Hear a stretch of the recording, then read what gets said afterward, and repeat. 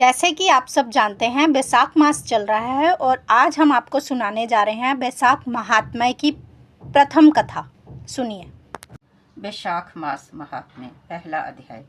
सूत जी कहने लगे कि ब्रह्मा जी के पुत्र श्री नारद जी से राजा अम्बरीश ने पूछा कि हे ब्राह्मण, मैंने सुना है कि वैशाख मास सब मासों में उत्तम है, सो कृपया आप वैशाख मास का महात्म्य विस्तार पूर्वक मुझको समझाइए।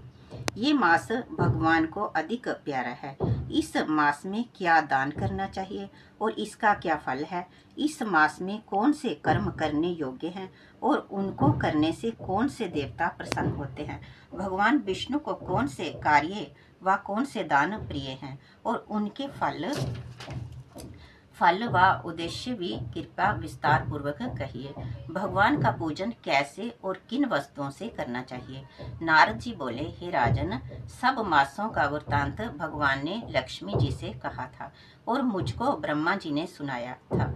ये मास विद्याओं में वेद, विद्या में मंत्रों में, पर्णव वृक्षों में, कल्प वृक्ष गौओं में, कामधेनु नागों में, शेष नाग पक्षियों में, गरुड़ देवों में, विष्णु वर्णों में, ब्राह्मण प्रिय वस्तुओं में, प्राण मित्रों में, भार्या नदियों में, गंगा तेजस्वियों में, सूर्य शास्त्रों में, चक्र धातुओं में, सवर्ण वैष्णवों में, विश्व रत्नों में, शिव रत्नों में, कौस्तमणि में समान है।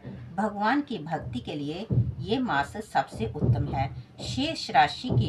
मेष राशि की संक्रांति अर्थात वैष्णव मास में जो सूर्य से पहले स्नान करता है, उस पर भगवान लक्ष्मी सहित सदा प्रसन्न रहते हैं।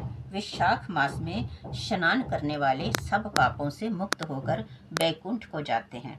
इस मास में सूर्य उदय से पहले जो एक बार भी स्नान करके स्नान के निमित्त एक पग बिचलता है, उसको कई एक अश्वमेध यज्ञों का फल मिलता है।